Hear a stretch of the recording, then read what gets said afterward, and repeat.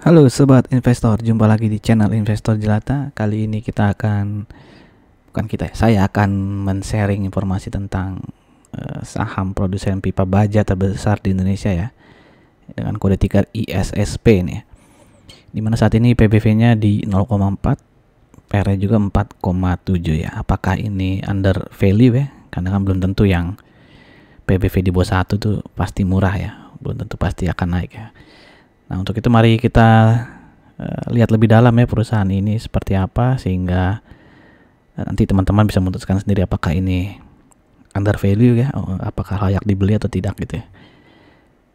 Oke, sebelum kita mulai, seperti biasa untuk teman-teman yang baru saja mampir di channel ini atau yang sudah sering mampir tapi belum subscribe, silakan di klik subscribe dan loncengnya agar tidak ketinggalan informasi-informasi yang mungkin akan berguna untuk teman-teman semua. Dan terima kasih untuk semua yang sudah subscribe dan like video-video di channel ini. Oke, mari kita mulai dari sejarah si ISSP ini ya. Namanya Steel Pipe Industry of Indonesia ya. Namanya pakai bahasa Inggris nih ya, karena emang perusahaan ini didirikan pada tahun 71 sebagai perusahaan asing nih ya. Dengan nama ya, namanya dari dulu sama ya, Steel Pipe Industry of Indonesia, disingkat SPINDO ya.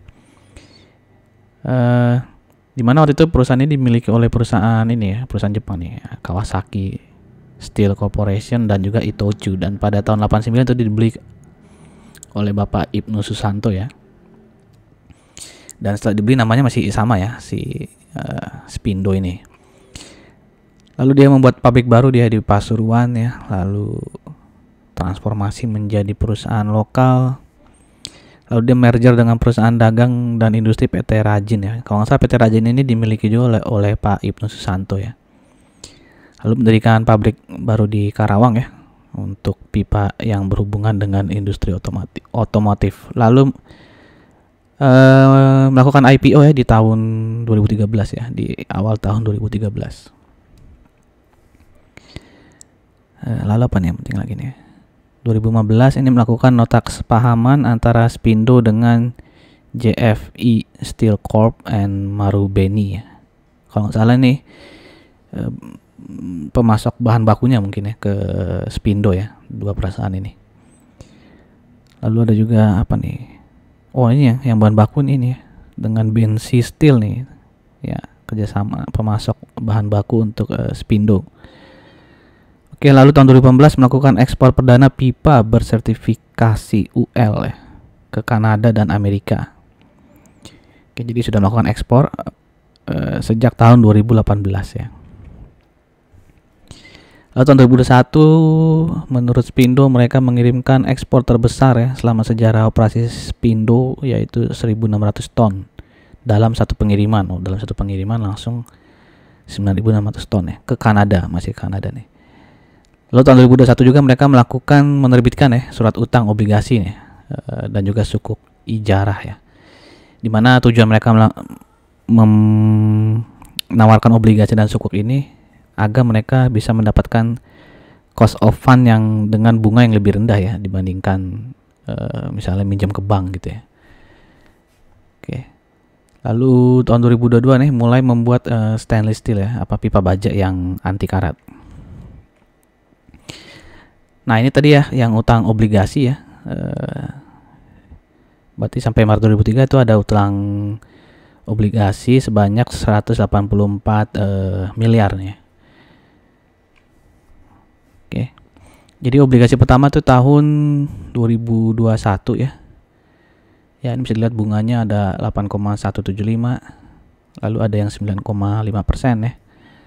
Dan obligasinya ini mendapatkan peringkat ini ya, A- ya dari Pevindo ya. Jadi lumayan bagus ya. Karena A gitu ya. Ya walaupun bukan triple A tapi dia sudah lumayan ya, A ya, bukan B ataupun C ya. Lalu ada utang sukuk juga ya. Ini ya sebesar 101 miliar nih berarti. Ya, utang sukuk juga sama ya, mendapat peringkat A- ya dari Pevindo nih.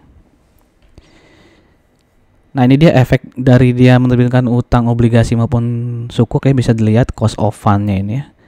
Itu jadi bunganya jadi lebih rendah ya, yang tadinya di tahun 2017 itu kalau minjem uang bunganya 10,5%, nah sekarang tuh hanya 6,3% ya.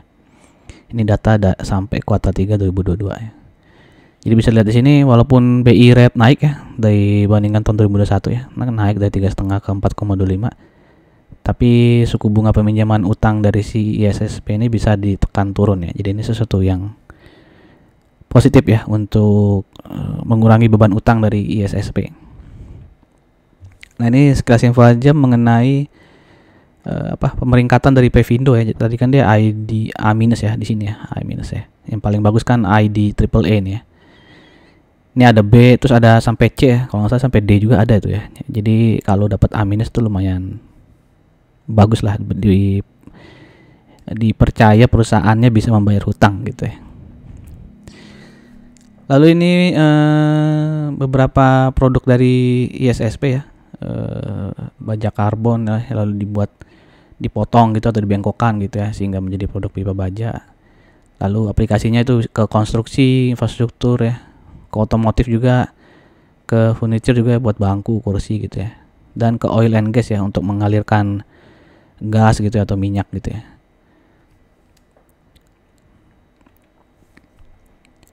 Nah, ini mereka menjual langsung ya, ada yang langsung ke pengguna akhirnya ya, ada yang lewat distributor juga, tapi lebih banyak 70% itu langsung dijual ke user dari pipa baja tersebut. Oke, jadi ini kebanyakan pelanggannya itu dari konstruksi ya. Lalu sektor yang kedua itu di furniture ya. Ketiga di otomotif, dan paling sedikit di oil and gas ya.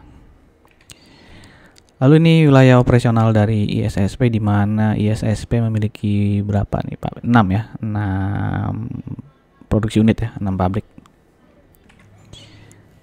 Lalu apa nih, kantornya ada di Pekanbaru, Samarinda, Makassar ya, Sidoarjo, Semarang maupun di Jakarta ya.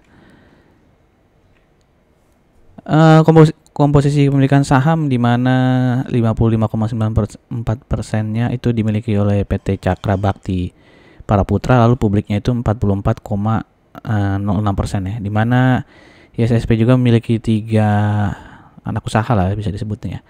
Dan salah satu tapi udah tidak beroperasi nih ya, si PT Poses ini ya. Nah, dari 44,06% saham publik itu ya, ada sekitar 6,96% dimiliki oleh DBS Bank ya.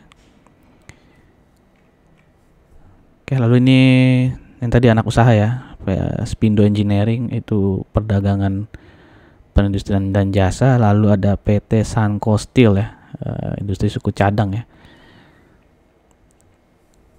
Oke, ini laporan keuangan di tahun 2022 ya, di mana revenue dari ISSP ini naik 16%, tapi profitnya turun ya 37%, karena meningkatnya COGS ya, biaya produksi ini.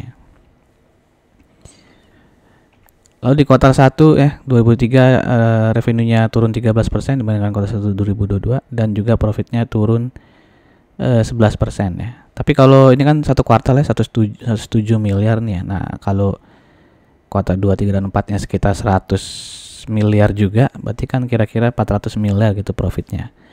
Nah, kalau bisa sampai 400 miliar itu kan sudah lebih tinggi ya dibandingkan tahun 2022 yang hanya 305 miliar ya. Oke. Nah, ini penjualannya beberapa jenis pipanya ya, ada pipa hitam, pipa mekanis ya. Lalu ada juga yang diekspor ya. Jadi yang diekspor itu masih sedikit ya. Nggak sampai 6% ya. Ini kan 80 juta ya, 80 miliar ya, dari total pendapatan 1,7 triliun nih. Jadi nggak, sekitar 5-6% mungkin ya itu ekspor ya. Lalu ini transaksi penjualan ya dengan pihak berelasi ya, ya itu berapa tuh, 2,96% saja ya dari total penjualan ya. Jadi hanya 2,96% dari total penjualan yang dijual ke pihak yang berelasi ya, alias yang ada hubungannya dengan ISSP. Nah, lalu ini harga dari ini ya, baja ya, harga baja secara apa ya, worldwide lah ya, secara dunia, dimana ini turun ya. Puncaknya kan di tahun 2021 nih, lalu dia turun ya. Dan menurut ISSP sendiri ya, di materi public expose ya, mereka mengatakan kenaikan tajam harga baja selama tahun 2021 memungkinkan Spindo untuk mendapatkan margin dari peningkatan bauran produk gitu ya.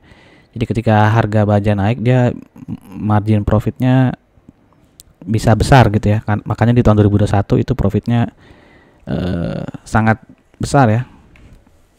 Bisa lihat di sini profit tahun 2021 itu 486 miliar ya. Nah, seiring harga baja yang turun di tahun 2022, profitnya juga turun tuh ya, menjadi 305 miliar. Oke.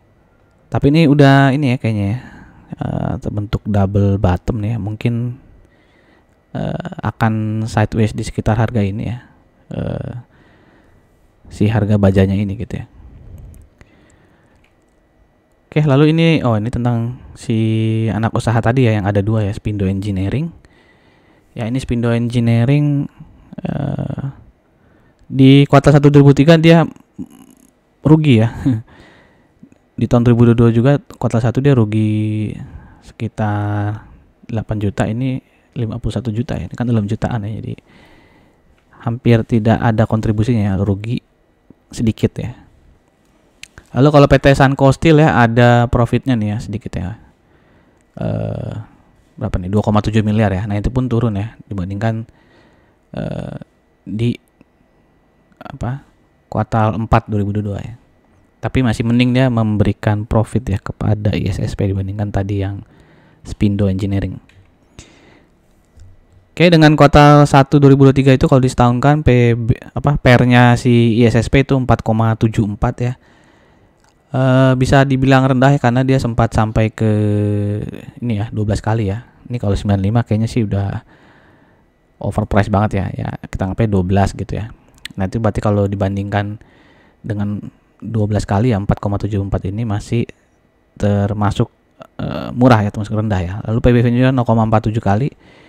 Ya, dimana dia sempat sampai ke 0,76 nih ya di tahun 2021 ketika dia lagi hits-hitsnya nih ISSP tahun 2021 ya. Dengan ROE 9,88% dan DER-nya 0,75. Nah, bisa lihat di sini juga DER-nya itu sudah berkurang ya, yang tadinya 1, lebih ini sekarang tinggal 0,75. Dan diingat juga tadi ya, suku bunga pinjaman utangnya juga obligasi itu jadi lebih rendah ya. Jadi beban hutang dari ISSP kemungkinan akan semakin turun nih dari tahun ke tahun. Oke, ini chart dari ISSP ya. Dimana dia sejak tahun 2021 naik terus ya sampai ke akhir tahun 2021 nih. Nah, mulai tahun 2022 dia turun lumayan tajam ya, lalu ini sudah mulai melandai nih ya. Ya, dia sudah bikin kita zoom dulu nih. Nah, ini kan dia sempat terendahnya di berapa tuh? 230 lah ya. Sudah bikin higher low ya. Lalu ada higher low lagi di sini nih ya. Nah, dia udah bagi dividen ya, tapi setelah bagi dividen biasanya turun, dia malah naik nih ya. Jadi nggak ada gap down nih pas dia bagi dividen. Ya, dan kemarin dia sempat ini ya, di hari kemarin tuh Selasa ya. Sempat break resisten ini nih ya. Resisten di 282, ini kan ada resisten ya seperti double bottom lah di sini ya. 1 di sini, 2 di sini ya. Ya, sempat melebihi 282 tapi ditutup di 282 nih kalau nggak salah di hari Selasa ya. Nah, hari ini sempat naik dikit tapi dia akhirnya turun lagi ya ke 282. Nah, ini menarik ya kalau dia bisa tembus 282 dan bertahan di atas 282 gitu ya. Itu kecenderungannya akan uptrend lah. Ya, minimal jangka menengah si ISSP ini akan uptrend ya. Dan yang menariknya itu ya, biasanya kalau habis bagi dividen itu gap down, nah ini si ISSP malah ada yang beli lumayan banyak nih karena volumenya cukup tinggi di sini ya. Oke, dan ISSP ini 3 tahun terakhir dari 2021, 2022, 2023 itu rutin ya membagikan dividen ya. Oke, dan ya ini waktu itu ya saya bikin video ya. Jadi masih menggunakan harga saham di tanggal 6. Berarti dividen yieldnya kira-kira 2,75 17%. Dan itu bisa diingat ya, apa si payout ratio-nya masih rendah tuh 13%. Jadi kalau suatu saat dia menaikkan dividen payout ratio-nya gitu jadi 50% aja ya, berarti kan nanti dividennya akan naik mungkin 2-3 kali lipat gitu ya. Oke, demikian saja informasi dari saya mengenai ISSP. Bagaimana menurut teman-teman, apakah saham ini layak dikoleksi ya untuk jangka panjang, mengingat dia rutin membagikan dividen di 3 tahun terakhir, lalu ataukah cocoknya di jangka menengah aja gitu ya, di swing aja ya, karena mengingat secara teknikal sih menarik ya kalau dia bisa melewati bertahan di atas harga 282 ya. Minimal targetnya ya bisa sampai ke harga ini ya, berapa tuh, 320 lah gitu ya. Oke, kan lumayan ya, dari 280-an ke 320. Oke, silakan teman-teman melakukan riset lagi ya, apakah buy or buy gitu ya. Oke, demikian saja informasi dari saya. Sekali lagi disclaimer on, tidak ada ajakan untuk membeli dan jual. Sampai jumpa di video berikutnya. Salam jelata.